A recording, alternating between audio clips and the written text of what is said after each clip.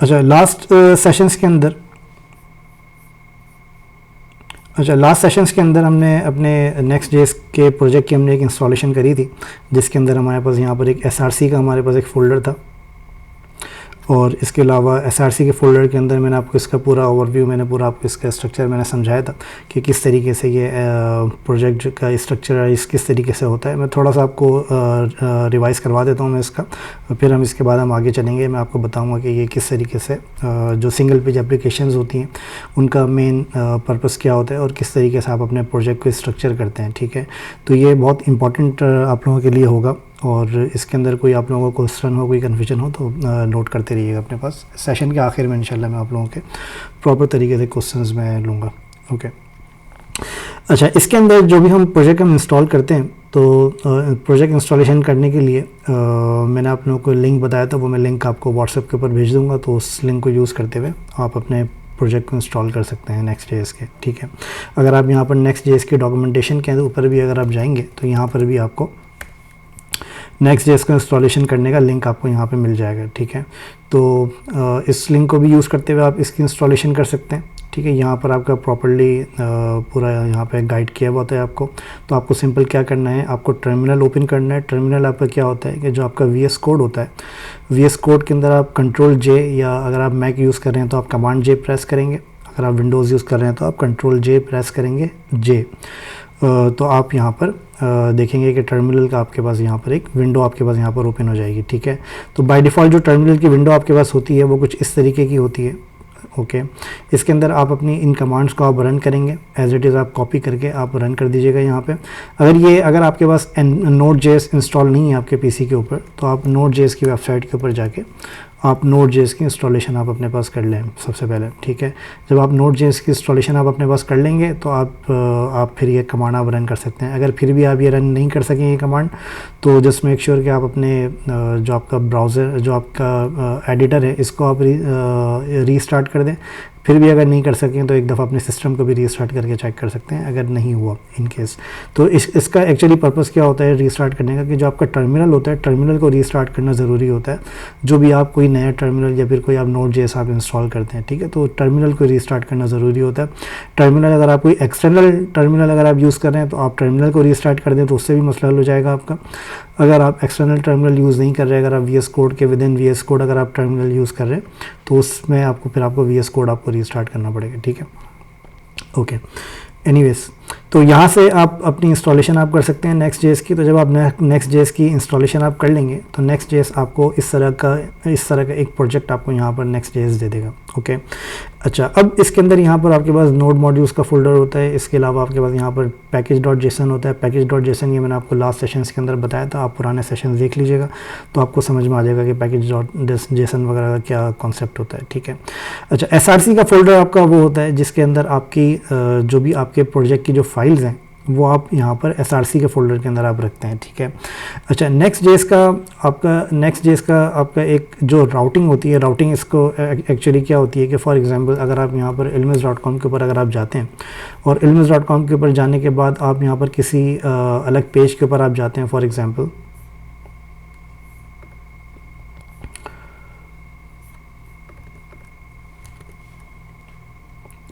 अच्छा, अब ilmes.com के ऊपर जाने के बाद अगर आप यहाँ पर किसी पेज के ऊपर आप जाते हैं तो आप यहाँ पर देखेंगे कि हर पेज का आपका एक अलग से लिंक होता है। ठीक है, अगर आप यहाँ पर देखें तो एक URL आपका यहाँ पर होता है। ठीक है, अब ये जो URL आपको यहाँ पर नज़र आ रहा है, ये URL रिएक्ट जेएस के अंदर राउटिंग का एक पैकेज यूज़ होता है, रिएक्ट राउटर। ठीक है, उसके थ्रू ये लिंक आपका बन रहा होता है। लेकिन अगर आप नेक्स्ट जेएस यूज़ कर रहे हैं तो नेक्स्ट जेएस के लिए ये जो राउटिंग आपकी होती है ये आपकी पेजेस की डायरेक्टरी के अंदर ऑटोमेटिकली ये राउटिंग आपकी होती है। ठीक है, अच्छा, अब इसके अंदर मैं आपको यहाँ पर थोड़ा सा राउटिंग का समझा देता हूँ कि राउटिंग एक्चुअली क्या होती है, ताकि आप लोगों को क्लियर हो जाए। ये राउटिंग बहुत इंपॉर्टेंट होती है और ये समझना आप लोगों के लिए बहुत ज़रूरी है। ठीक है, अच्छा, राउटिंग के अंदर आपके पास दो तरह की दो टाइप्स होती हैं आपके पास राउटिंग की। एक होती है आपका स्टैटिक राउट, ओके, और एक होता है आपके पास डायनेमिक राउट। ओके, स्टैटिक राउट और डायनेमिक राउट। स्टैटिक राउट क्या होता है आपका? स्टैटिक राउट आपका वो होता है कि फॉर एग्जांपल अगर आप यहाँ पर देखें कि ट्यूटर और फाइंड ऑनलाइन ट्यूटर्स, ठीक है, ये आपका एक पेज है हमारा। ओके, इसके अंदर अगर आप लोगों को मेरी स्क्रीन नज़र नहीं आ रही है तो मुझे मैसेज करके बता दीजिएगा, तो मैं आप लोगों को क्लियर और मज़ीद क्लियर कर दूंगा।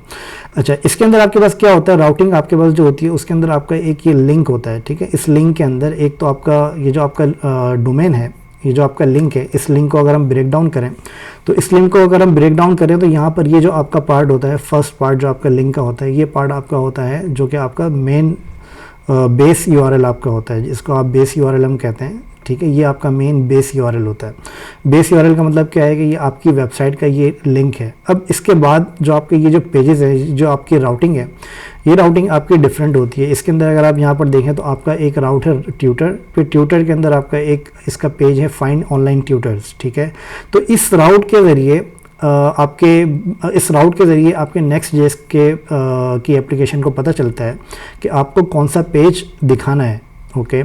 अच्छा, अब मैं इसको थोड़ा सा आपको क्लियर करता हूँ। मैं पहले हम इसकी स्टैटिक राउटिंग और डायनेमिक राउटिंग का मैं आपको मकसद ये डिफरेंस मैं आपको बता दूँ। अच्छा, अगर आप यहाँ पर नोटिस करें तो यहाँ पर आपका ये जो लास्ट वाला जो आपका पार्ट है, लास्ट वाला जो आपका राउटिंग का जो आपका लिंक है, लास्ट वाला मैं इसको क्यों कह रहा हूँ, ये स्लैश से अगर आप इसको सेपरेट करें तो ये वाला आपका लास्ट होता है, ठीक है। ये आपका फर्स्ट है और फिर ये वाला आपका लास्ट पैरामीटर है, ठीक है। तो ये जो आपका राउटिंग का ये जो पार्ट है, ये आपका स्टैटिक राउटिंग अगर आपको यहाँ पर देखें तो ये आपको फाइंड ऑनलाइन ट्यूटर्स, ये आपका स्टैटिक राउट आपको यहाँ पे नज़र आ रहा है।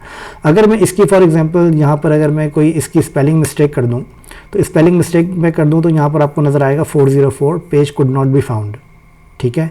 इसकी वजह क्या है कि ये राउट आपका स्टैटिक है, जो कि आपका प्री डिफाइंड राउट है इल्मिस की एप्लीकेशन के अंदर, ओके। अगर आप इस राउट को सही नहीं लिखेंगे तो यहाँ पर क्या होगा, यहाँ पर आपको ये पेज नहीं मिलेगा और यहाँ पर ये आपको एरर मैसेज दिखा देगा page could not be found, okay. अच्छा, अब इसी तरीके से आपका एक होता है डायनेमिक राउट। अगर आप यहाँ पर जाएंगे प्रोफाइल के अंदर तो आप यहाँ पर देखेंगे कि जो आपकी प्रोफाइल है, इस प्रोफाइल के अंदर अब अगर आप इस लिंक को देखें, ठीक है, अगर आप इस लिंक को देखें तो ये जो आपका लिंक है, अब इसके अंदर भी आपका ये एक बेस यूआरएल आ रहा है, फिर ये आपकी एक प्रोफाइल आ रही है और यहाँ पर आपकी प्रोफाइल का नाम आ रहा है। अब फॉर एग्जांपल लेट सपोज के ilmiz.com के ऊपर जो ये प्रोफाइल का आपका पेज है, अब इसके अंदर लेट सपोज के ilmiz.com के ऊपर 10,000 यूज़र्स, हमारे 10,000 प्रोफाइल आपकी यहाँ पर आ जाती हैं। 10,000 यूज़र्स हैं इसमें ilmiz.com के ऊपर, तो 10,000 प्रोफाइल भी आपके पास, हर यूज़र की अपनी प्रोफाइल यहाँ पर होगी, तो हर यूज़र का अपना लिंक यहाँ पर होगा, ठीक है। अब आपको यहाँ पर MOS नज़र आ रहा है तो ये मेरा यूज़र नेम है, ओके। अब अगर आप इसको अपनी प्रोफाइल यहाँ पर विजिट करेंगे तो जाहिर है कि यहाँ पर आपका अपना यूज़र नेम यहाँ पर आपको नज़र आ रहा होगा, ठीक है। अगर कोई यूज़र अपना प्रोफाइल वहाँ पर विजिट करेगा तो उसको अपना लिंक आपको वहाँ पर नज़र आ रहा होगा। इसी तरीके से अगर आप जाएंगे, फॉर एग्ज़ाम्पल मैं फेसबुक के ऊपर जाता हूँ, तो फेसबुक के ऊपर अगर आप यहाँ पर देखें तो फेसबुक का आपको एक ये लिंक आपको यहाँ पे नज़र आ रहा है, ओके। अब अगर मैं यहाँ पर फेसबुक के अपनी एप्लीकेशन, अगर मैं किसी पेज के ऊपर जाता हूँ, लेट सपोज कि मैं मोहम्मद उवैस के पेज पे मैं चला जाता हूँ, तो यहाँ पर आपको जो लिंक नज़र आ रहा है ये आपको MOS.me338 का लिंक आपको यहाँ पर नज़र आ रहा है, ओके। तो इसका मतलब ये है कि यहाँ पर जितनी भी फेसबुक के ऊपर प्रोफाइल्स हैं वो उन प्रोफाइल्स को आप इसके यूज़र नेम के थ्रू आप एक्सेस कर सकते हैं। तो ये आपका डायनेमिक लिंक होता है। डायनेमिक का मतलब क्या होता है कि ये आपका हार्ड कोडेड लिंक नहीं होता, ये सिस्टम जनरेटेड लिंक होता है, जो कि आपका ये लिंक आपका चेंज होता रहता है इसके सिनेरियोज की बेसिस के ऊपर, ठीक है। अब इसका हमारे इस केस के अंदर सिनेरियो क्या है, इसके अंदर केस के अंदर सिनेरियो ये है कि आपके यूज़र डिफरेंट हैं, तो जो यूज़र भी यहाँ पर अपना यूज़र नेम यहाँ पर लिखेगा तो उसकी प्रोफाइल यहाँ पर आपको नज़र आ जाएगी, ठीक है। यही सेम कॉन्सेप्ट आपका दूसरी वेबसाइट्स के ऊपर भी आप जाएंगे तो अगर आप उसके लिंक को अगर आप देखेंगे तो उसमें भी आपका सेम कॉन्सेप्ट होता है। फॉर एग्जांपल मैं यहाँ पर लिंक्डइन के ऊपर हूँ, तो ये लिंक्डइन के ऊपर आपको यहाँ पर आपको ये हार्ड कोडेड लिंक आपको यहाँ पर नज़र आ रहा है फीड का। अगर मैं यहाँ पर इसको फॉर एग्जांपल मिस स्पेल कर दूँ इस लिंक को, ठीक है, ये मेरा इंटरनेट थोड़ा स्लो चल रहा है। अच्छा, अब फॉर एग्जांपल मैं इस लिंक को मिस स्पेल कर दूं तो यहाँ पर लिंक्डइन को ये पेज आपको नहीं मिलेगा, ऑब्वियसली जाहिर सी बात है कि लेकिन अगर मैं यहाँ पर किसी स्पेसिफिक यूज़र की प्रोफाइल में देखूँ तो यहाँ पर आपको नज़र आएगा कि ये जो आपका लिंक है, ये लिंक आपका इसके अंदर अगर आप देखें तो यहाँ पर आपको MOS-ME नज़र आ रहा है, ठीक है, MOS-ME। तो इसका मतलब ये है कि हर यूज़र का अपना यहाँ पर लिंक है जिससे हमें ये पता चलता है कि हमें इस URL के ज़रिए कौन सी प्रोफाइल हमें यहाँ पर दिखानी है, ओके। अच्छा, अब अगर आप यहाँ पर देखें जो इससे पहले वाला पेज था जिसमें मैंने मिस स्पेल्ड किया था, इसको मिस स्पेल्ड किया था, तो यहाँ पर आपको ये नज़र आ रहा है कि this page does not exist, क्योंकि ये लिंक लिंक्डइन ने डिफाइन नहीं किया अपने राउट के ऊपर। तो ये आपका स्टैटिक और डायनेमिक लिंक होते हैं। डायनेमिक लिंक का मतलब ये है कि वो लिंक आपके सिनेरियोज़ की बेसिस के ऊपर चेंज हो सकते हैं। एक एग्जांपल मैंने आपको यूज़र नेम के दिए, इसके अंदर आपकी और भी एग्जांपल हो सकती हैं। इसके अंदर आपकी कोई प्रोडक्ट का कोई आपका लिंक हो सकता है, कोई आपकी कैटेगरी का लिंक हो सकता है। इसके अंदर आपके काफ़ी सारी आपकी एग्जांपल्स आपकी इसके अंदर हो सकती हैं, ठीक है। अब इसके अंदर अगर आपको मैं एक और एग्जांपल दूं यूज़र से हट के, तो अगर आप यहाँ पर जाएंगे, अगर आप किसी बैच के ऊपर अगर आप जाते हैं फॉर एग्जांपल, तो यहाँ पर आपको बैचेस के अंदर यहाँ पर आपको लिंक नज़र आता है, ठीक है। तो इसके अंदर आपको बैचेस का लिंक, आपका हर बैच का लिंक आपका डिफरेंट होगा, हर कैटेगरी का लिंक आपका डिफरेंट होता है। तो इस तरह के जो आपके सिनेरियोज होते हैं वो आपके स्टैटिक और डायनेमिक लिंक्स के ज़रिए आप यहाँ पे कंट्रोल होते हैं। तो आई होप कि आपको स्टैटिक और डायनेमिक का वो डिफरेंस आपको समझ में आ गया होगा। अगर आपको अभी भी इसके अंदर कोई कन्फ्यूजन है तो अपने पास नोट डाउन कर लें, मैं आपको इसका आंसर कर दूँगा आखिर के अंदर। ओके, अच्छा, स्टैटिक और डायनेमिक राउट आपको समझ में आ गया होगा आई होप। अच्छा, इसके अंदर अब अगर आप यहाँ पर देखें तो Next.js आपका स्टैटिक और डायनेमिक राउट किस तरह से मैनेज करता है। Next.js आपका स्टैटिक और डायनेमिक राउट ऐसे मैनेज करता है कि जो आपका, अगर आप यहाँ पर देखें तो यहाँ पर Next.js आपको एक डायरेक्टरी देता है SRC के अंदर पेजेस की। तो जो पेजेस की आपके पास डायरेक्टरी होती है, इसके अंदर आपके पास यहाँ पर एक फाइल होती है index.tsx। अच्छा, जो इंडेक्स की फाइल का जो कॉन्सेप्ट है आपका, ये कॉन्सेप्ट मैं आपको बता देता हूँ। इंडेक्स का जो नाम होता है आपका, ये एक स्पेसिफिक नाम है जो हम यूज़ करते हैं, इंडेक्स, ठीक है। मैं यहीं पर इसका लिख देता हूँ इंडेक्स। अच्छा, अब इंडेक्स के अंदर यहाँ पर आपके पास मैंने यूज़ किया .tsx। अगर आपके पास यहाँ पर index.html, अगर फॉर एग्जांपल आपके पास कोई ऐसी वेबसाइट है जो कि जिसके अंदर index.html की फ़ाइल है, ठीक है, या फिर index.php की फ़ाइल है फॉर एग्जांपल, कोई भी ऐसी फ़ाइल जिसके अंदर आपके पास इंडेक्स शुरू में आ रहा होता है, तो इसका मतलब ये होता है कि आप इससे पहले वाला राउट अगर आप इससे पहले वाला कोई राउट अगर आप लिखेंगे, कोई लिंक आप लिखेंगे, पहले वाले राउट का मतलब क्या है कि फॉर एग्जांपल आपके पास यहाँ पर पेजेस की एक डायरेक्टरी है, फिर पेजेस की डायरेक्टरी के अंदर आपके पास यहाँ पर एक डायरेक्टरी है प्रोडक्ट्स, ठीक है, और इसके अंदर आपके पास एक फ़ाइल है फॉर एग्जांपल HTML। मैं आपको समझाने के लिए यहाँ पे मैं लिख रहा हूँ। अब इसके अंदर आपके पास ये डायरेक्टरी है पेजेस, प्रोडक्ट्स और index.html फॉर एग्जांपल, ठीक है।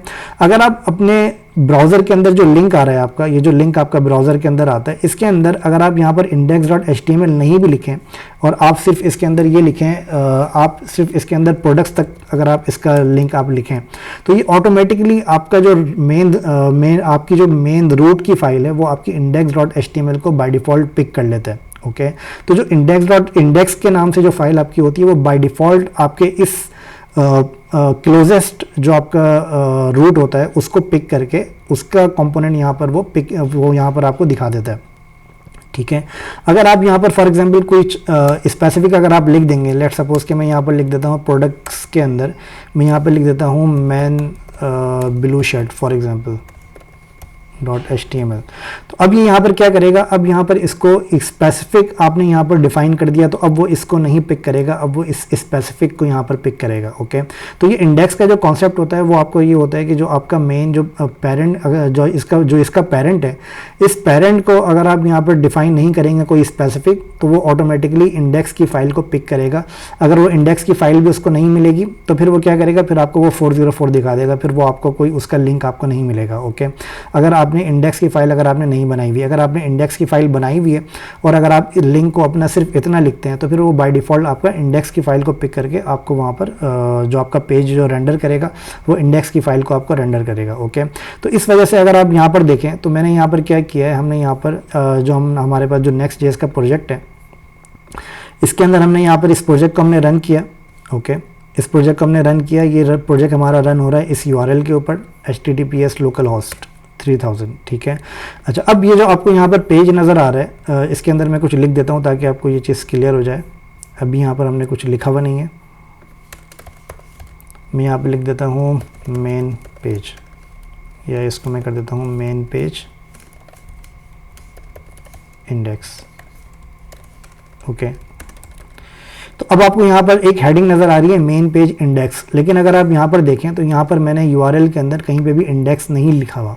ओके, इंडेक्स यहाँ पे मैंने नहीं लिखा हुआ, लेकिन बाय डिफ़ॉल्ट ये index.tsx की फाइल यहाँ पर उठा रहा है। ओके, अगर मैं फॉर एग्जांपल लेट सपोज कि मैं इस index.tsx की फाइल को मैं चेंज कर दूँ, लेट सपोज मैं इसको कर दूँ home test home dot T S X. Okay, ये मैंने इसका नाम चेंज किया अपनी फाइल का, जो कि पहले index dot T S x था।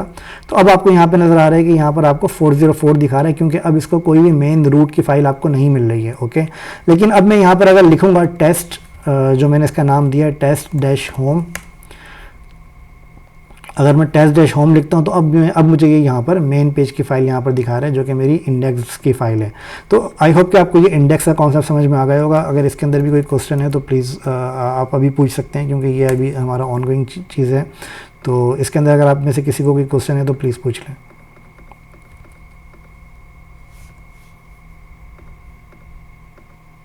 अस्सलाम वालेकुम सर। वालेकुम अस्सलाम जी। सर एक बार रिपीट करिएगा यही वाला इंडेक्स वाला। अच्छा, मैं कर देता हूँ।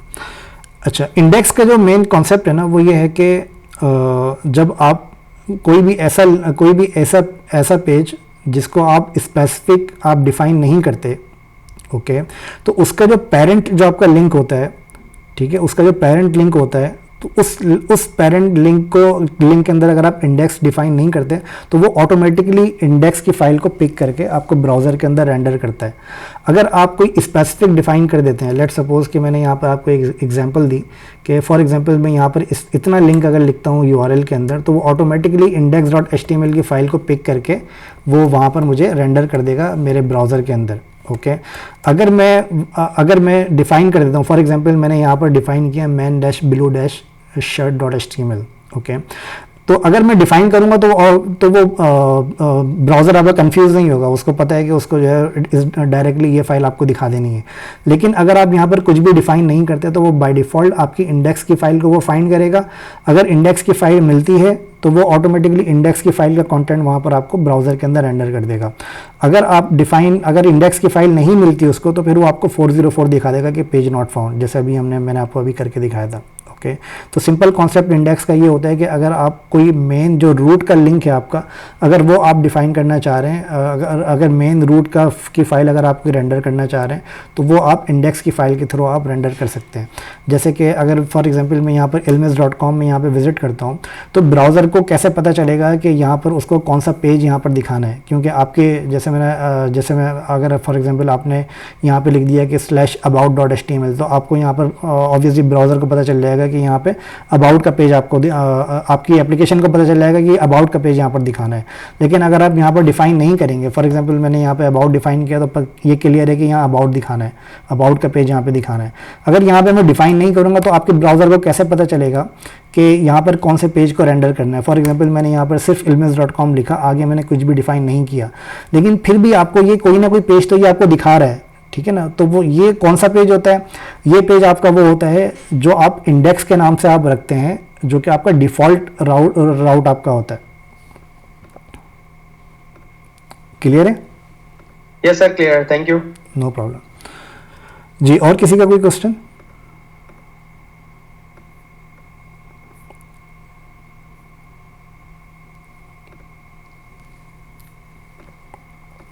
ओके, तो आई होप कि ये आप लोगों को क्लियर होगा। अच्छा, अब मैं आपको बताता हूँ कि ये जो आपका Next.js है, ये आपकी राउटिंग किस तरीके से मैनेज करता है, ठीक है। अच्छा, Next.js की जो राउटिंग होती है वो आपकी थोड़ी सी डिफरेंट तरीके से चलती है। नॉर्मली जो React.js के अंदर जो राउटिंग होती है, वो उसके अंदर आप क्या करते हैं, उसके अंदर आप एक फ़ाइल बनाते हैं और उस फाइल के अंदर आप अपने सारे राउट और उसके पेज आप वहाँ पे डिफ़ाइन करते हैं। आप अलग अलग आपको करना पड़ता है। लेकिन Next.js वो मैं आपको बाद में बताऊंगा किसी दूसरे सेशन के अंदर कि React.js कैसे मेंटेन करता है, लेकिन अभी आप इसको समझेंगे Next.js कैसे मैनेज करता है, ठीक है। अच्छा, Next.js आपकी राउटिंग को कैसे मैनेज करता है कि फॉर एग्जांपल अब अगर आप यहाँ पर लिखते हैं, जैसे मैं लेट सपोज के आप ये अज्यूम करें कि ये हमारा मेन डोमेन है लोकल होस्ट 3000, जैसे हमने ilms.com लिखा था, तो आप ये कंसिडर करें कि ये हमारा एक मेन डोमेन है लोकल होस्ट 3000, जो कि हमारा लोकल के ऊपर ये एप्लीकेशन है, ये हमारी चल रही है। ओके, अच्छा, अब जब आप इस URL को इंटर करते हैं, तो ये URL जब आप इंटर करते हैं तो ये डायरेक्टली पॉइंट करता है आपके पेजेस की डायरेक्टरी के अंदर। ओके, अच्छा, पेजेस की डायरेक्टरी के अंदर ये आपका पॉइंट करता है डायरेक्टली, ठीक है। अच्छा ओके, अच्छा पेजेस की डायरेक्टरी के अंदर जब आपका ये पॉइंट करता है तो यहाँ पर आपने एक फाइल लगी हुई है index.tsx के नाम से। अच्छा index.tsx के अंदर जैसे मैंने आपको अभी बताया कि index.tsx ऑटोमेटिकली यहाँ पर ये पिक कर लेगा क्योंकि आपने डिफाइन नहीं किया हुआ। ओके, अच्छा अब यहाँ पर आपको index.tsx की फाइल आपको यहाँ पे नज़र आ रही है। अच्छा जो आपका Next.js जो आपका मैनेज करता है आपकी राउटिंग को, वो आपके फाइल के नाम के हिसाब से मैनेज करता है। ओके, अच्छा फाइल के नाम से Next.js आपकी राउटिंग को मैनेज करता है। फॉर एग्जांपल लेट सपोज कि आपको यहाँ पर और मज़ीद फाइल्स आपको यहाँ पर बनानी है, तो वो मज़ीद फाइल्स आप यहाँ पर कैसे बनाएंगे कि लेट सपोज कि मुझे यहाँ पर राउटिंग बनानी है अपनी, जैसे मुझे यहाँ पर बनाना है अपने पास about.html, अब अबाउट के नाम से मुझे एक पेज बनाना है फॉर एग्जांपल। तो वो अबाउट के नाम से पेज मैं कैसे बनाऊँगा कि मैं यहाँ पर पेजेस के अंदर एक फ़ाइल में यहाँ पर बनाऊँगा about.tsx, ठीक है। about.tsx बनाने के बाद मैं अभी फ़िलहाल ये करता हूँ, मैं अभी आपको समझाता हूँ ये सारी चीज़ें कि ये किस तरीके से आप फंक्शन वगैरह बनाते हैं। लेकिन अभी मैं क्विकली आपको समझाने के लिए मैं आपको यहाँ पर लिखता हूँ रिटर्न h1 about, ठीक है। अब मैं यहाँ पर अगर अबाउट के पेज पे अगर मैं यहाँ पे जाता हूँ तो आपको यहाँ पर अबाउट का पेज आपको यहाँ पे नज़र आ रहा है। अगर आप यहाँ पर देखें तो आपको यहाँ पर अबाउट की हेडिंग आपको यहाँ पे नज़र आ रही है। ओके, तो आपको यहाँ पे अबाउट की हेडिंग नज़र आ रही है, तो आप यहाँ पर देखेंगे कि जो आपका जो लिंक है, जो आपका ये नाम है पेज का, ये पेज का नाम आपके इस पेजेस की डायरेक्टरी के अंदर जो आपका फाइल का नाम है इससे मैप हुआ हुआ होता है। ओके, Next.js आपकी राउटिंग को इस तरीके से मैनेज करता है। अच्छा अब ये तो हो गया आपका एक जो आपका मेन राउट है उसके अंदर आपने यहाँ पे रूट के अंदर ही आपने यहाँ पे डिफाइन कर दिया। अच्छा अब उस केस के अंदर आपका क्या होगा कि फॉर एग्जांपल आपको यहाँ पर जैसे मैंने यहाँ एक अभी तो हमने यहाँ पर पेज बना दिया। लेट सपोज कि आपका एक लिंक है लोकल होस्ट 3000/about, ये आपने एक लिंक बना दिया। ओके, अच्छा अब ये तो लिंक आपने बना दिया। अब उस केस के अंदर क्या होगा कि फॉर एग्जांपल मुझे यहाँ पर इस तरह की एक डायरेक्टरी बनानी है प्रोडक्ट्स, और यहाँ पर मुझे यहाँ पर लगाना है man-below-shirt। ओके, इस केस के अंदर आपको क्या करना पड़ेगा। अब अगर आप यहाँ पर देखें तो यहाँ पर ये तो एक डायरेक्ट इसका लिंक था। अब इसके अंदर आपका ये लिंक आपका डायरेक्ट नहीं है, ये लिंक आपका इसका पेरेंट है, मतलब ये लिंक आपका इसका चाइल्ड है, ठीक है ना। मतलब ये प्रोडक्ट्स अब इसका पेरेंट है। तो आपको यहाँ पर अब क्या करना पड़ेगा, जैसे यहाँ पर पेजेस की डायरेक्टरी बनी हुई है, इसी पेजेस के अंदर आपको एक डायरेक्टरी बनानी पड़ेगी प्रोडक्ट्स। ओके, और प्रोडक्ट्स के अंदर आपको एक फ़ाइल बनानी पड़ेगी man-below-shirt के नाम से। इसके अंदर मैं एक फ़ाइल बनाता हूँ man-below-shirt, और यहाँ पर मैं डिफ़ाइन करता हूँ tsx। अच्छा अब ये जो फाइल मैंने यहाँ पर बनाई है इसके अंदर मैं सेम अबाउट वाला मैं यहाँ पर लेकर आ जाता हूँ, और यहाँ पर मैं इसकी हेडिंग दे देता हूँ man-below-shirt फॉर एग्जांपल, ठीक है। अब अगर मैं यहाँ पर जाता हूँ और यहाँ पर मैं इसकी सेम स्पेलिंग में यहाँ पर लिखता हूँ man-below-shirt, तो डायरेक्टली तो यहाँ पर ये इसको नहीं मिलेगा क्योंकि डायरेक्टली तो हमने यहाँ पर डिफ़ाइन नहीं किया, हमने डिफ़ाइन किया है प्रोडक्ट्स की डायरेक्टरी के अंदर, ठीक है। तो मुझे यहाँ पर क्या करना पड़ेगा, मुझे यहाँ पर प्रोडक्ट्स भी ऐड करना पड़ेगा, ठीक है। तो अब अगर आप यहाँ पर देखेंगे तो आपको यहाँ पर आपकी जो man-below-shirt है ये वाला पेज आपको यहाँ पे नज़र आ रहा है man-below-shirt। ओके, तो ये आपको यहाँ पे नज़र आ रहा है। तो इसका मतलब ये है कि जो आपकी डायरेक्टरी है, जो आपका लिंक है, वो आपका जो आपका URL है वो आपके यहाँ पर पेजेस की डायरेक्टरी के हिसाब से आपका ये मैप हुआ होता है, और इस तरीके से ये आपका काम करता है, ठीक है। अच्छा अब इसके अंदर एक चीज़ अगर आप नोटिस करें तो यहाँ पर हमने एक एक्सटेंशन दी है .tsx। अगर आप मैं इसको थोड़ा जूम करके आपको दिखाता हूँ तो यहाँ पर अगर आप देखें तो यहाँ पर फाइल का नाम है .tsx के नाम से। तो .tsx अगर आप यहाँ पर लिखेंगे फॉर एग्जांपल, अगर आप .tsx लिखेंगे तो ये .tsx के साथ आपको ये नहीं फाइंड करेगा। उसकी वजह ये है कि ये जो आपका कोड है ये आपका थोड़ा सिक्योर लेवल का भी आपका कोड होना चाहिए ना। मतलब ये ऐसा नहीं है कि आप अपनी जो भी आप फाइल्स आप अपनी यहाँ पर बना रहे हैं वो आप यूज़र को आप बताते फिरें कि मतलब आपका जो प्रोजेक्ट है वो आपका जावास्क्रिप्ट पे बना हुआ है या आपका .NET पे बना हुआ है या PHP पे बना हुआ है। तो इसके लिए जो आपका लिंक के लिए जो आपकी चीज़ मैटर करती है वो आपकी डॉट से पहले वाला जो आपका नाम है ये आपका मैटर करता है, ठीक है। तो ये आप अपने जहन में रखिएगा कि ये जो आपका नाम है ये आपका मैटर करता है, और इस नाम से ये आपका लिंक आपका जो है वो मैप हुआ होता है। तो आपको यहाँ पर एक्सटेंशन लिखने की ज़रूरत आपको नहीं पड़ती, आपको यहाँ पर इसका जो नाम है ये आपको लिखना पड़ता है अगर वो डायरेक्टरी के अंदर है। अब इससे पहले आपकी एक डायरेक्टरी भी हो सकती है, 2 डायरेक्टरी भी हो सकती हैं, 3 डायरेक्टरी भी है। मतलब जितनी डायरेक्टरी आप इसको रखना चाहें आप उतनी डायरेक्टरी इसकी रख सकते हैं।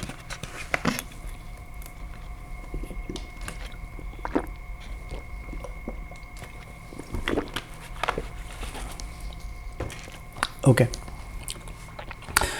ठीक है। अच्छा, अब अगर आप यहाँ पर नोटिस करें तो हमने यहाँ पर अपना एक सिनेरियो हमने यहाँ पर कवर कर लिया जो कि हमारे स्टैटिक राउटिंग वाला है। ओके, तो ये सारे जो भी मैंने अभी तक आपको बताए, ये सारे मैंने स्टैटिक राउट मैंने आपको बताए। अब स्टैटिक राउट के अलावा हम अब हमें मैनेज करना है डायनेमिक राउट। डायनेमिक राउट आप किस तरीके से आप मैनेज करेंगे, क्योंकि यहाँ पर तो हमने वो नाम हमने यहाँ पर दे दिया, जो नाम हमने यहाँ पर दिया है उस नाम के साथ हम यहाँ पर कॉल कर रहे हैं। फॉर एग्जांपल कल को यहाँ पे एक आपके स्टोर के ऊपर कल को एक कोई दूसरी शर्ट आ जाती है, ब्लू के अलावा ब्लैक शर्ट आपके पास यहाँ पर आ जाती है, तो अब आप हर शर्ट के लिए, हर प्रोडक्ट के लिए आप अलग अलग पेजेस आप तो नहीं बनाते फिरेंगे। मतलब उसके लिए आपको एक डायनेमिक राउट आपको चाहिए जिसके ऊपर आप अपना सेम डिज़ाइन आप यहाँ पर अपना दिखा सकें। आप अपनी लिंक के हिसाब से आप उसकी डिटेल्स, उस प्रोडक्ट की डिटेल आप यहाँ पर दिखा सकें। ठीक है, तो अभी अगर आप यहाँ पर देखेंगे तो मैंने यहाँ पर ब्लू को हटा के मैंने यहाँ पर ब्लैक किया है। तो ब्लैक करने के बाद मेरा ये लिंक यहाँ पर काम नहीं कर रहा। इसकी वजह क्या है? इसकी वजह ये है कि यहाँ पर मैंने अपने लिंक को मैंने हार्ड कोड किया हुआ है जो कि मेन ब्लू शर्ट है। मैं यहाँ पर अगर ब्लू के बजाय अगर ब्लैक में यहाँ पर लिखूँगा तो जाहिर है कि ये काम नहीं करेगा। तो इसके लिए आपके पास यहाँ पर एक ऑप्शन होता है नेक्स्ट.जेएस के अंदर कि हम यहाँ पर नेक्स्ट.जेएस के अंदर आपके पास यहाँ पर ऑप्शन होता है कि हम यहाँ पर क्या करें कि हम यहाँ पर जो हमारा लिंक है, जो फाइल का नाम है, इस फाइल के नाम को हम यहाँ पर स्टैटिक रखने के बजाय हम यहाँ पर एक स्क्वायर ब्रैकेट हम यहाँ पर लगाएं और इसके अंदर मैं यहाँ पर डिफाइन करूँ कि प्रोडक्ट स्लग फॉर एग्जांपल। ठीक है, तो ये मैंने यहाँ पर एक जनरल लिंक मैंने यहाँ पर बता दिया प्रोडक्ट स्लग के नाम से। ठीक है, तो इससे आपका क्या होता है, इससे आपका जो आपका लिंक है वो आपका डायनेमिक यहाँ पर बन जाता है। ठीक है, अभी अगर आप यहाँ पर देखेंगे तो आपका मेन ब्लैक शर्ट यहाँ पर काम कर रहा है। अगर मैं इसको यहाँ पर ब्लैक को हटा के अगर मैं यहाँ पर ब्लू भी कर दूँ तब भी मेरा ये लिंक यहाँ पर काम करेगा। अब ये लिंक जो है मेरा, अब ये जो मेरा लिंक है, ये लिंक मेरा जो है वो 404 का आपको नहीं दे रहा है यहाँ पे। ठीक है, अच्छा, अब इसका ये मतलब नहीं है कि यहाँ पे ये मेन ब्लू या मेन ब्लैक आप लिखेंगे तभी ये काम करेगा। यहाँ पर आप कुछ भी लिख देंगे तब भी काम करेगा, क्योंकि अब हमने ये वाला जो पार्ट है हमारा यूआरएल का, मैं इसको वापस यहाँ पर चलता हूँ, तो ये वाला जो मेरा पार्ट है यूआरएल का, इस पार्ट को मैंने डायनेमिक कर दिया। ये वाला पार्ट मेरा अभी भी स्टैटिक है। ठीक है, अगर आप यहाँ पर देखें तो यहाँ पर एक कैटेगरी है प्रोडक्ट्स की जो कि यहाँ पर आपकी मैप हो रही है। फिर उसके बाद यहाँ पर एक है स्लग आपका क्या होता है कि जो आपका नाम होता है उस नाम को जो आप यूआरएल के अंदर आप यूज़ करते हैं उसको आप स्लग बोलते हैं। ठीक है, जैसे अगर आपकी फॉर एग्जांपल आपकी एक कैटेगरी है, लेट्स सपोज कि आपकी एक कैटेगरी है मेन शर्ट्स की आपकी एक कैटेगरी है। ओके, अच्छा, अब जब आप इसका लिंक आप बनाते हैं तो लिंक आप इसका कभी भी स्पेस के साथ आप लिंक नहीं बनाते। लिंक जो आपका बनता है वो आपका बनता है स्लग आपका क्या होता है कि आप उसके अंदर कोई भी स्पेशल कैरेक्टर या स्पेसेस वगैरह आप अपने लिंक के अंदर यूज़ नहीं करें। तो इसके लिए आप यहाँ पर डैश यूज़ कर सकते हैं स्पेस की जगह। ठीक है, तो ये आप इस तरीके से आप आपका जो टाइटल होता है उसको आप स्लग के अंदर आप कन्वर्ट करते हैं। ओके, तो इस तरीके से आप यहाँ पर अपना लिंक आप यहाँ पे बनाते हैं। तो ये जो आपका स्लग आपने यहाँ पर बनाया है, इस स्लग को हमने यहाँ पर डायनेमिक कर दिया। अब डायनेमिक का मतलब ये है कि यहाँ पर अब आप कुछ भी लिखेंगे तो वो आपको यहाँ पर इसको फाइंड करेगा।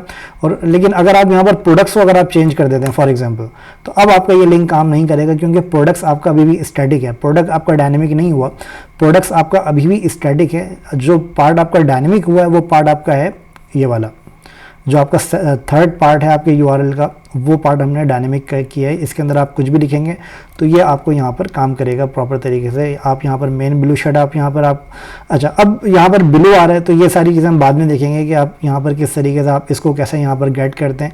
ये हमारा बाद तक को टॉपिक है, लेकिन अभी आप इसको ये जहन में रखें कि जो आपकी राउटिंग है वो आप नेक्स्ट.जेएस के अंदर किस तरीके से आप मैनेज करते हैं। तो आई होप कि ये आप लोगों को क्लियर हुआ होगा। अच्छा, अब अगर आप यहाँ पर नेक्स्ट.जेएस के अंदर भी अगर आप जाते हैं और यहाँ पर अगर आप डॉक्स के अंदर जाते हैं तो यहाँ पर भी आपको ये सारी जो भी चीज़ें मैंने आपको बताई हैं वो आपको यहाँ पर भी आपको नज़र आ जाएंगी। अगर आप यहाँ पर राउटिंग के अंदर जाते हैं तो राउटिंग के अंदर आपको यहाँ पर नेक्स्ट.जेएस के अंदर आपको यहाँ पर सारी चीज़ें आपको यहाँ पर नज़र आ जाएंगी, जो भी चीज़ें मैंने आपको बताई हैं। तो अगर मैंने यहाँ पर कोई चीज़ मिस कर दी है तो वो आप यहाँ पर जाके देख सकते हैं। इसके अंदर एक दो चीज़ें और भी होती हैं, वो थोड़ी कॉम्प्लेक्स लेवल के ऊपर चली जाती हैं, वो मैं आपको बाद में बताऊँगा, लेकिन अभी मैं आपको सिर्फ इसकी राउटिंग का बता रहा हूँ कि आप राउटिंग किस तरीके से आप इसकी मैनेज करते हैं। ठीक है, तो यहाँ पर आपको डायनेमिक राउट्स भी आपको यहाँ पर मिल जाएंगे। ओके। और इसके अंदर आपको यहाँ पर डायनेमिक राउट्स के अंदर आपको यहाँ पर जो चीज़ मैंने आपको बताई है वो आपको यहाँ पर प्रॉपर तरीके से आपको यहाँ पर मिल जाएगी। ओके। अच्छा, अब इसके अंदर मैंने यहाँ पर आपको एक स्टैटिक राउट बता दिया और मैंने आपको एक यहाँ पर डायनेमिक राउट बता दिया। अच्छा, डायनेमिक राउट के अंदर भी आपके पास दो तरह की टाइप्स होती हैं। एक आपके पास होता है कि अब जैसे मैंने आपको बताया कि हमने यहाँ पर, अगर हम वापस अपने यहाँ पर जाते हैं तो हमने यहाँ पर क्या किया, हमने यहाँ पर प्रोडक्ट्स को क्या किया कि, तो मैंने आपको बता दिया कि आपको स्टैटिक राउटिंग क्या होती है और आपकी डायनेमिक राउटिंग क्या होती है। डायनेमिक राउटिंग के अंदर एक और टाइप आपकी यहाँ पर होती है, लेकिन वो मैं आपको बाद में बताऊंगा क्योंकि वो थोड़ी कॉम्प्लेक्स है, तो उसके लिए उससे पहले मुझे आपको कुछ और चीज़ें भी मुझे आपको बतानी पड़ेंगी, ठीक है। तो वो मैं पहले आपको बता देता हूँ, बाद में हम डायनेमिक राउट की जो एक लास्ट टाइप है वो मैं आपको बताऊँगा बाद में, ठीक है। ओके। अच्छा, अब इसके अंदर थोड़ा सा हम आगे चलते हैं नेक्स्ट जेएस के अंदर। अच्छा, नेक्स्ट जेएस के अंदर सबसे पहले आपको ये समझना होगा कि नेक्स्ट जेएस आपका एक सिंगल पेज एप्लीकेशन है, जो कि सिंगल पेज एप्लीकेशन का एक जो मेन सबसे इम्पॉर्टेंट जो आपका पर्पज़ है वो ये है कि आप रीयूजेबल कंपोनेंट्स, रीयूजेबिलिटी बढ़ाने के लिए आप जो आपकी सिंगल पेज एप्लीकेशन है उसको आप यूज़ करते हैं रीयूजेबिलिटी बढ़ाने के लिए। जो आपकी एप्लीकेशन है उसकी रीयूजेबिलिटी बढ़ाने के लिए। ओके। अच्छा, रीयूजेबिलिटी का क्या मतलब है? रीयूजेबिलिटी का मतलब ये है कि फॉर एग्जांपल अगर आप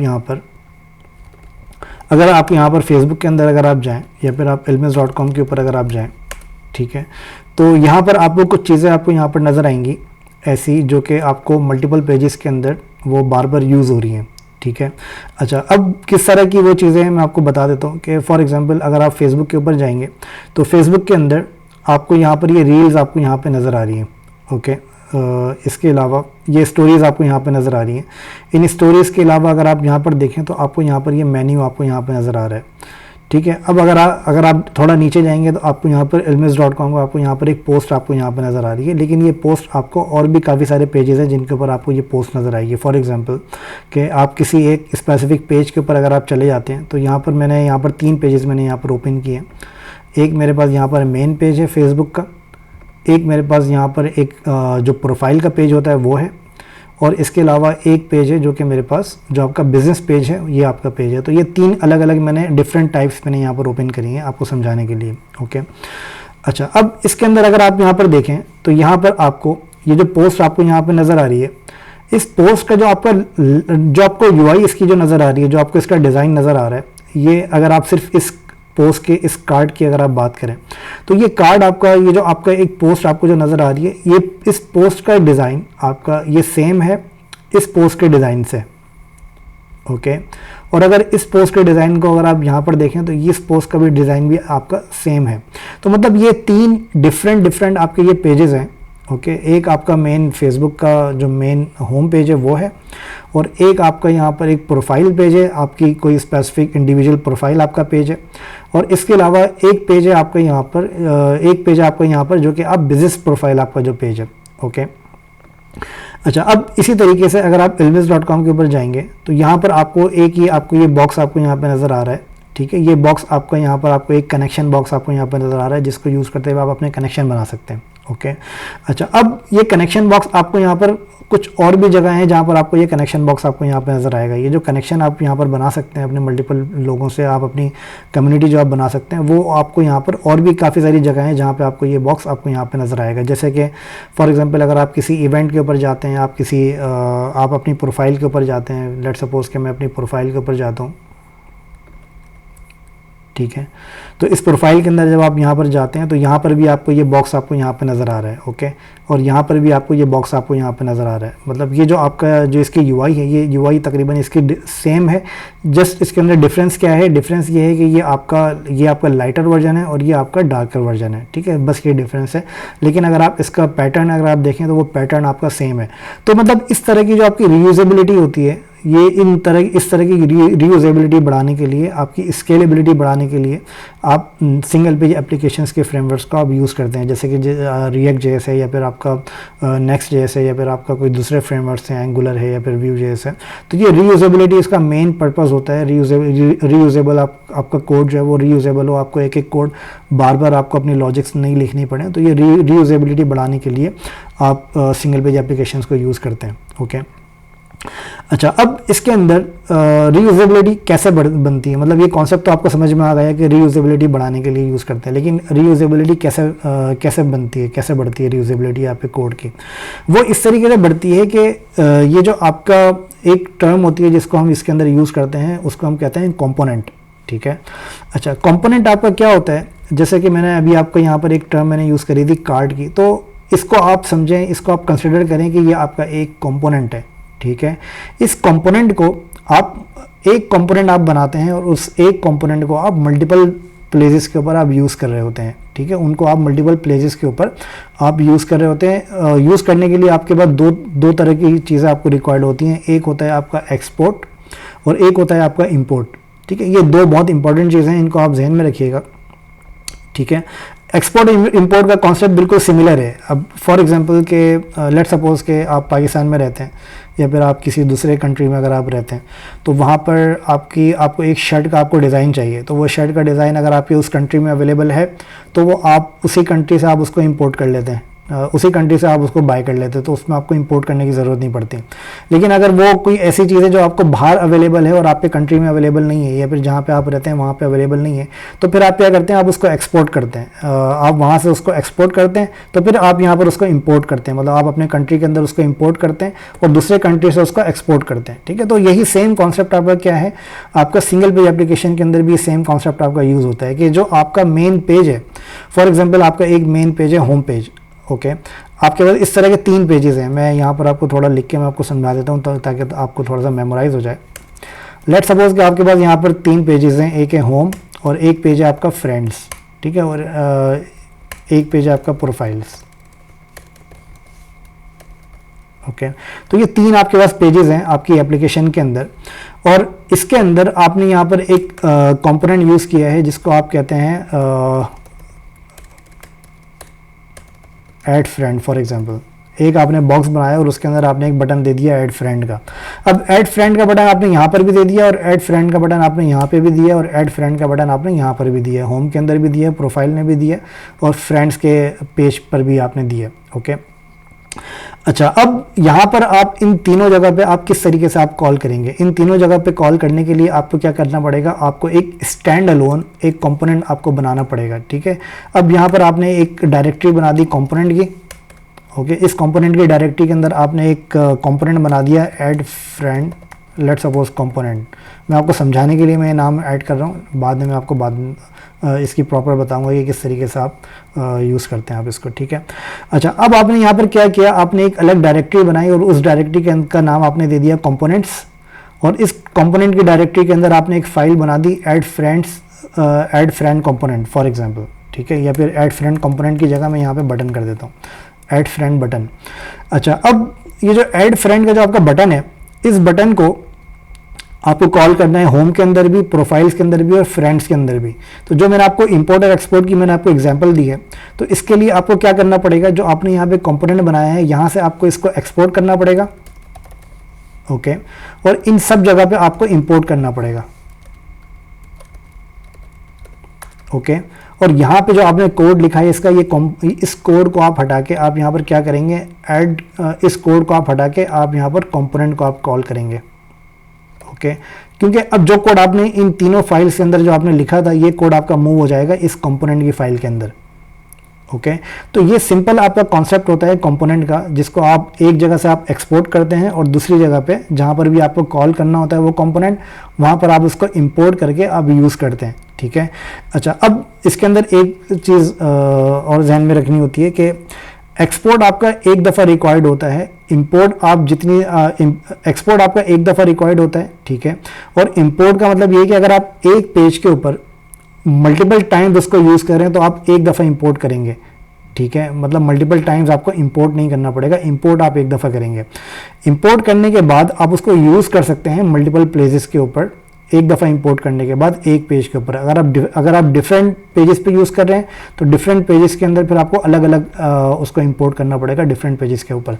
ये मैं आपको प्रैक्टिकल करके मैं आपको बताता हूँ ताकि ये चीज़ आपको थोड़ी क्लियर हो जाए, ठीक है। अभी तक जो मैंने कॉन्सेप्ट आपको बताया है, आई होप कि ये आपको कंपोनेंट का कॉन्सेप्ट जो है वो आपको क्लियर हुआ होगा कि कंपोनेंट क्या होता है। ओके, अच्छा, इसके अंदर अगर आपको कोई क्वेश्चन है तो प्लीज़ पूछ लें।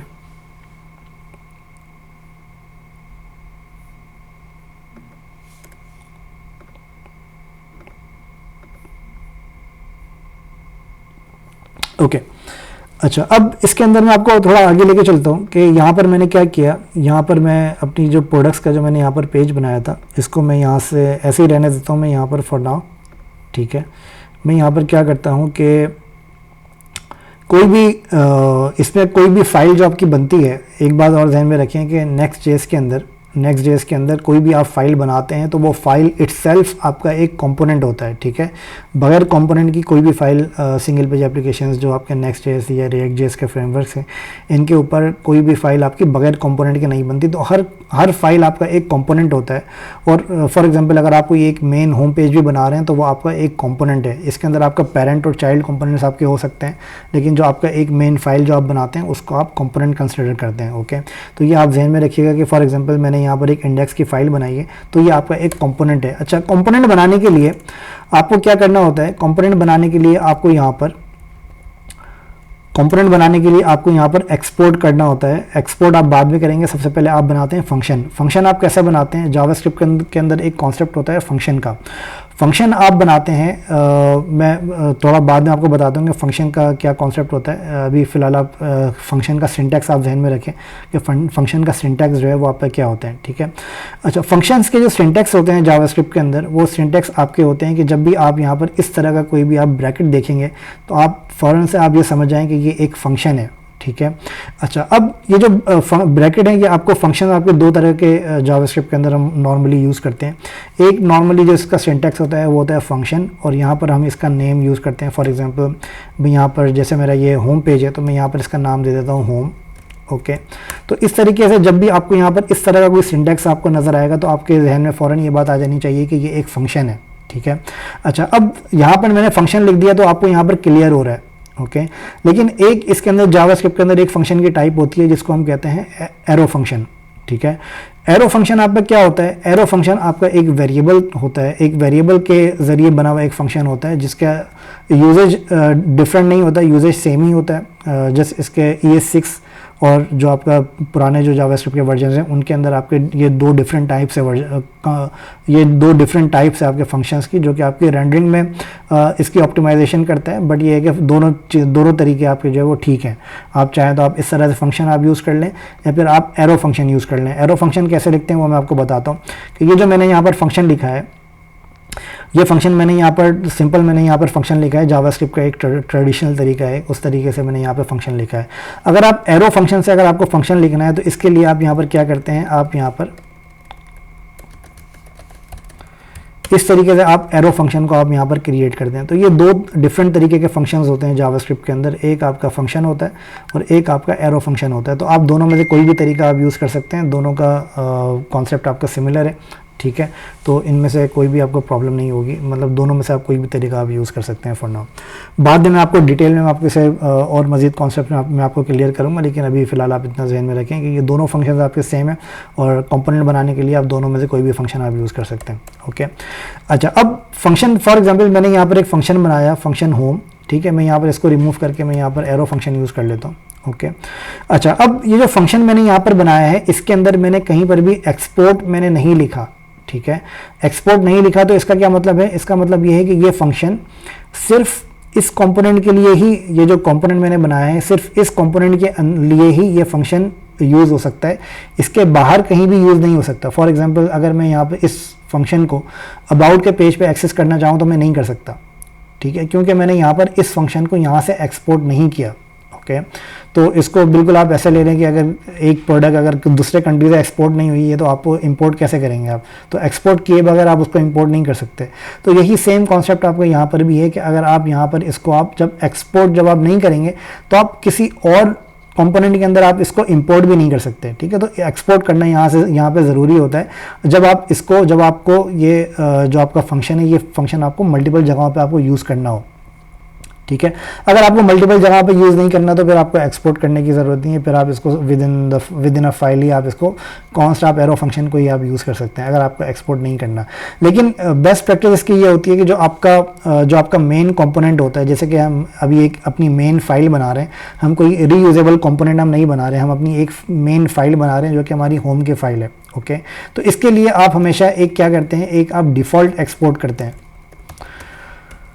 एक्सपोर्ट डिफ़ॉल्ट होम, ठीक है। तो ये आप क्या करते हैं, आप एक डिफ़ॉल्ट एक्सपोर्ट करते हैं ताकि ये जो आपकी मेन फाइल है इसके अंदर, या ये फाइल आपकी स्पेसिफिक हो जाए इसी फंक्शन को एक्सपोर्ट करने के लिए। तो इसके अंदर अगर आप यहाँ पर फॉर एग्जांपल कल को ऐसा हो सकता है कि आप यहाँ पर एक कोई दूसरा फंक्शन भी आप यहाँ पर बना दें। लेट्स सपोज कि मैं यहाँ पर एक फंक्शन बना देता हूँ कॉन्स्ट प्रोडक्ट, इस तरह का मैं एक फंक्शन बना देता हूँ। तो ये फंक्शन आपके एक्सपोर्ट को, जो आपका डिफ़ॉल्ट एक्सपोर्ट है, इसको इफेक्ट नहीं करेगा, ठीक है। इसको इफेक्ट नहीं करेगा, तो ये आपका ईजिली अच्छे तरीके से ये आपका काम करेगा, जहाँ पर भी आप इसको यूज़ कर सकते हैं। तो आप इसको होम के नाम के साथ इसको यूज़ कर सकते हैं आप। तो इसके लिए आप इसको डिफ़ॉल्ट एक्सपोर्ट करना आपको यहाँ पर ज़रूरी होता है। जो आपके स्पेशली जो आपके मेन पेजेस होते हैं उनको आपको एक्सपोर्ट करना ज़रूरी होता है।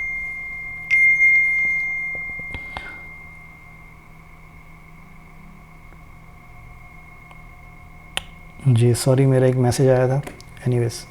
अच्छा, तो ये आप एक्सपोर्ट करना आपको यहाँ पे ज़रूरी होता है। अच्छा, अब जब आप इसको एक्सपोर्ट करते हैं तो जो आपका मेन फंक्शन होता है इसके अंदर, अगर आप यहाँ पर लेट सपोज के मैं आपको यहाँ पर दिखाता हूँ कि फॉर एग्जांपल मैं यहाँ पे जाता हूँ और यहाँ पर जाने के बाद अगर मैं यहाँ पर देखूँ तो आपको यहाँ पर होम पेज आपको नज़र आ रहा है, लेकिन आपको उसके अंदर कोई भी कंटेंट आपको नज़र नहीं आ रहा है। यहाँ पर अगर आप देखें तो आपको कोई भी कंटेंट आपको यहाँ पे नज़र नहीं आ रहा। कंटेंट आपको क्यों नहीं नज़र आ रहा?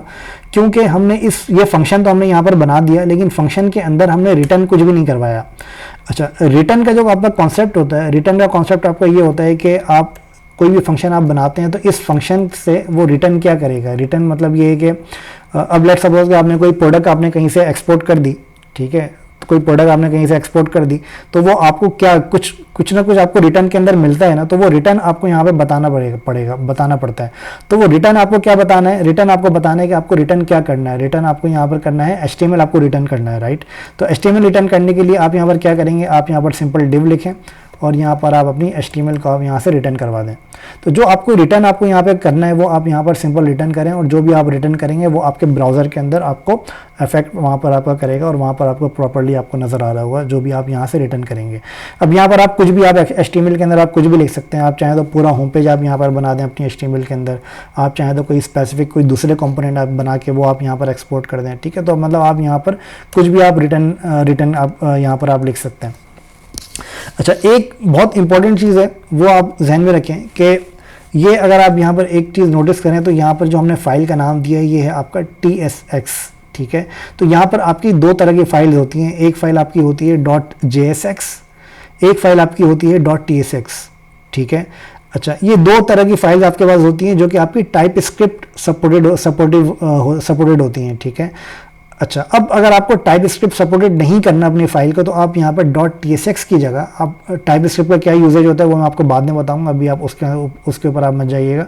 अभी आप सिर्फ जो मैं आपको जितना मैं आपको बता रहा हूँ बस उतना ध्यान में रखें कि जो आपकी जो एक्सटेंशन है, ये एक्सटेंशन अगर आप यहाँ पर देखें तो ये आपकी TSX और TSX और JSX, ठीक है। तो ये दो आपकी एक्सटेंशन होती हैं जिनको यूज़ करते हुए आप अपनी HTML को रिटर्न करवा सकते हैं। अगर आप यहाँ पर X को यूज़ नहीं करें और आप यहाँ पर सिर्फ .ts लिख दें तो आप X का मतलब ये होता है कि आप सिमेंटिक कोई भी आप पे जो कोड होते हैं वो आप यहाँ पे लिख सकते हैं। तो जो आपकी HTML के जो आपके एलिमेंट्स होते हैं, जैसे कि div होता है, h1 होता है, या जो दूसरे HTML के जो आपके टैग्स होते हैं वो आपके सिमेंटिक टैग्स आपके कहलाए जाते हैं, ठीक है। तो सिमेंटिक टैग्स जो आपके होते हैं वो आपकी .tsx या फिर .jsx इन फाइल्स के साथ ही आप यहाँ पर लिखते हैं। अगर फॉर एग्जाम्पल इन फाइल्स के अंदर अगर आपका X नहीं लगा हुआ, आप सिर्फ यहाँ पर TS लिख दें तो ये आपका सही तरीका नहीं होता फाइल बनाने का। अब अगर आप यहाँ पर देखें तो ये आपकी HTML जो है ये आपका एरर यहाँ पर थ्रो कर रही है, क्योंकि अब आपकी जो फाइल है ये आपका लेस देन और ग्रेटर देन का साइन ये आपका सपोर्ट नहीं करती, क्योंकि ये फाइल आपकी .ts की फाइल है। अच्छा, .ts और .js वो आप कहाँ पर यूज़ करते हैं? .tsx में मैंने आपको बता दिया कि जिसके अंदर आपके पास आखिर में tsx या फिर jsx आ रहा हो, तो उसका मतलब ये होता है कि आप उन फाइल्स के अंदर आप अपनी HTML को आप रेंडर करवा सकते हैं, ठीक है। लेकिन अगर आप .ts अगर आपको यूज़ करना है तो .ts आप सिर्फ उन जगहों पे यूज़ कर सकते हैं जहाँ पे आपको HTML रिटर्न नहीं करवानी, सिर्फ आपको अपनी बिजनेस लॉजिक्स आपको मेंटेन करनी है, आपको सिर्फ अपनी जावास्क्रिप्ट की लॉजिक्स सिर्फ आपको वहाँ पे लिखनी है। तो सिर्फ उन जगहों के ऊपर आप वहाँ पर .ts या .js की फाइल आप वहाँ पर यूज़ करते हैं, ठीक है। तो जो इसकी बेस्ट प्रैक्टिस होती है वो ये होती है कि आप JSX यूज़ करें या फिर TSX यूज़ करें। काम इसका .js से भी काम हो जाता है, ठीक है, लेकिन जो बेस्ट प्रैक्टिस होती है वो ये होती है कि आप JSX यूज़ करें या फिर आप TSX आप यूज़ करें, ठीक है। तो मैं इसको वापस से रीनेम कर देता हूँ TSX से, ठीक है। तो अब अगर आप यहाँ पर देखेंगे तो मैं यहाँ पर HTML अपनी रिटर्न करवा रहा हूँ। अच्छा, अब जो आपके पास जो .tsx और .jsx ये जो दो फाइल्स आपके पास हैं, ये स्टिल आप यहाँ पर रिटर्न आप यहाँ पर HTML ही करवा रहे हैं, ठीक है। लेकिन स्टिल ये जो फाइल आपकी है ये आपकी जावास्क्रिप्ट बेस्ड फाइल्स हैं।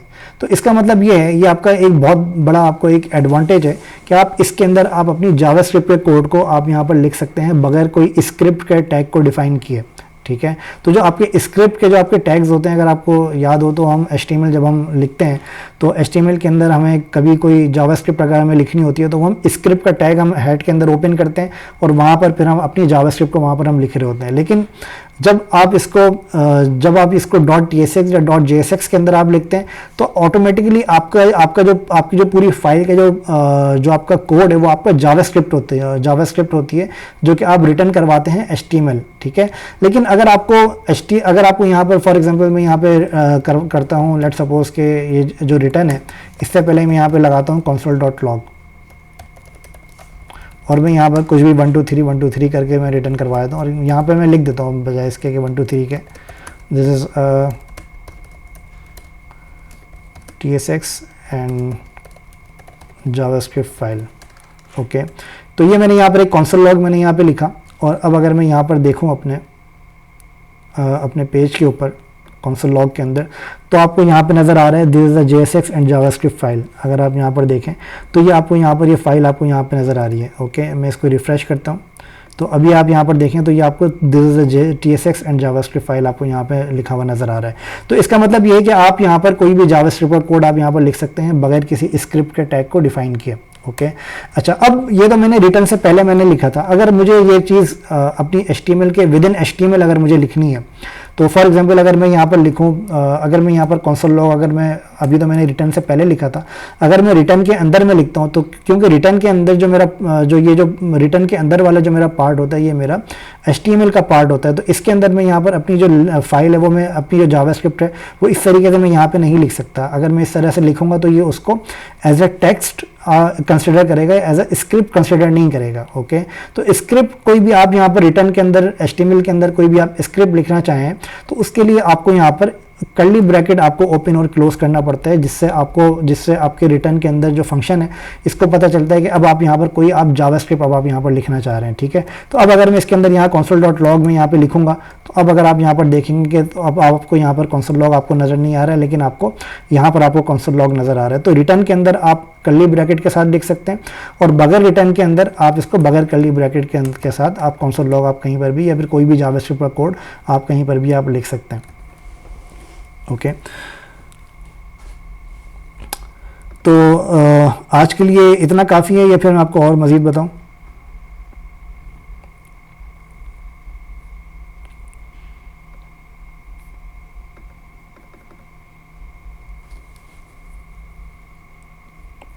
सर काफ़ी है। ओके ठीक है। तो मुझे ज़रा कोई क्वेश्चन है आप लोगों के तो प्लीज़ पूछ लें।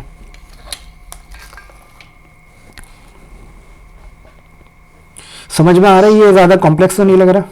मैं कोशिश कर रहा हूँ कि बहुत डिटेल में जाके और थोड़ा बेसिक से बिल्कुल मैं आप लोगों को समझाऊँ। जी सर, समझ तो आ रहा है। अभी जब प्रैक्टिस वगैरह करेंगे तो फिर समझ आएगा।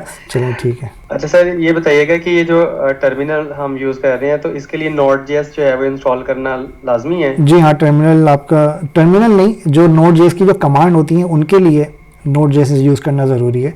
टर्मिनल तो आपका हर कंप्यूटर के अंदर टर्मिनल तो होता ही है, तो वो टर्मिनल आप जी CMD भी यूज़ करते हैं, आप टर्मिनल को इंस्टॉल भी कर सकते हैं, तो वो टर्मिनल तो आपका होता है। बट जो नोट जेएस की जो कमांड होती है ना, जैसे npx npm, इन कमांड्स को यूज़ करने के लिए टर्मिनल नोट जेएस को इंस्टॉल करना ज़रूरी है। हम्म। तो सर ये अभी तो हम नेक्स्ट ईयर्स का स्टार्ट किया है ना, मैंने आपकी वीडियोस सुनी थी उसकी ना, जो रिएक्ट की, तो उसमें जब आप कंपोनेंट्स पढ़ा रहे थे तो उसमें तकरीबन सेम चीज़ें थी जैसे अभी आप इन एक्सपोर्ट और इंपोर्ट कह रहे थे, तो उसमें और इसमें क्या सेम है या डिफरेंस है थोड़ा? नेक्स्ट जेएस जो है वो on top of React JS ही है। इसका जस्ट बेनिफिट ये होता है कि रिएक्ट जेएस आपका एसईओ फ्रेंडली नहीं होता, क्योंकि वो कोड आपका ब्राउज़र लेवल पे रेंडर नहीं कर रहा होता। अगर आप यहाँ पर देखें तो ये जो कोड आपका है ये आपको यहाँ पे नज़र आ रहा है, जो भी आपने वहाँ पे आपने अपना टेक्स्ट वगैरह लिखा है ना, वो आपको यहाँ पे नज़र आ रहा है। लेकिन रिएक्ट जेएस के अंदर आपको इस तरह से नज़र नहीं आता। जैसे आप यहाँ पे देखें तो जो कोड आपने लिखा है अपने पेज पे, वो आपको पेज सोर्स में नज़र आ रहा है, तो वो एसईओ फ्रेंडली नहीं होता रिएक्ट जेएस। तो नेक्स्ट जेएस का बस पर्पज़ ये होता है कि वो आपको रिएक्ट जेएस को एसईओ फ्रेंडली बना देता है। ठीक है, बस एक ये मेन पर्पज़ होता है। बाकी जो आपने रिएक्ट जेएस के अंदर जो आपने काम किया है वो आप नेक्स्ट जेएस पे भी अप्लाई कर सकते हैं। ठीक है। और सर लास्ट में आपने एक वर्ड यूज़ किया था स्लग, सर इसका थोड़ा सा बताइएगा स्लग क्या होता है? स्लग आपका, जैसे फॉर एग्जांपल आप अपना नाम लिखते हैं, आपका नाम क्या, लेट्स सपोज कि मेरा नाम है मोहम्मद उवैस, ओके। तो अब आप फॉर एग्जांपल अगर आप अपनी प्रोफाइल आप विज़िट करते हैं फेसबुक के ऊपर या किसी भी प्रोफाइल किसी भी जगह के ऊपर, तो आप अपने नाम के अंदर आप अपने नाम के अंदर स्पेस लगाते हैं। तो जो स्पेस आपका होता है ना, ये आपका स्पेशल कैरेक्टर्स के अंदर आ जाता है। और वो स्लग जो आपका होता है, वो आपका जो स्पेसेस वगैरह होते हैं, वो आपका स्लग जो आपका यूज़ करते हैं वो आपका URL के अंदर यूज़ करते हैं एक्चुअली।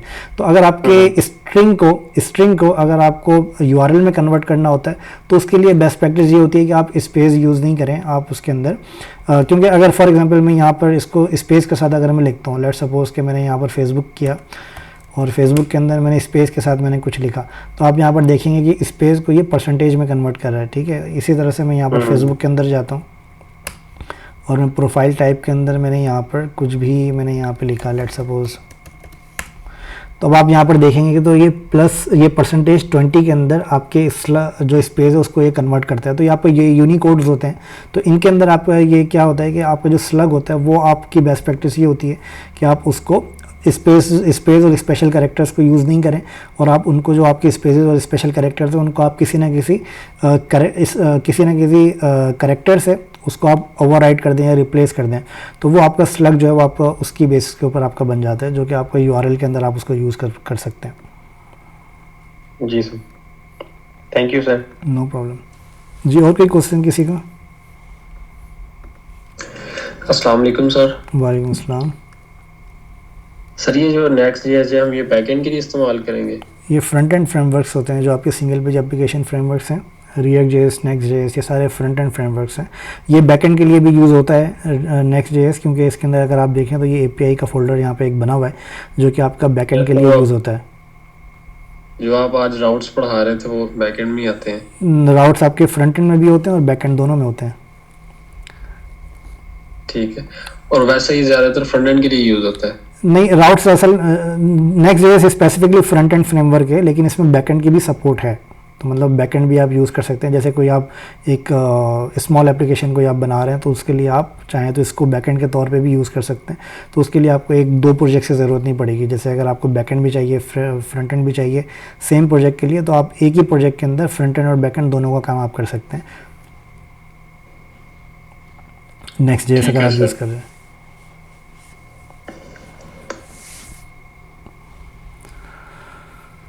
ओके, और आई होप किसी और का कोई क्वेश्चन नहीं है, अगर है तो प्लीज़ बता दें।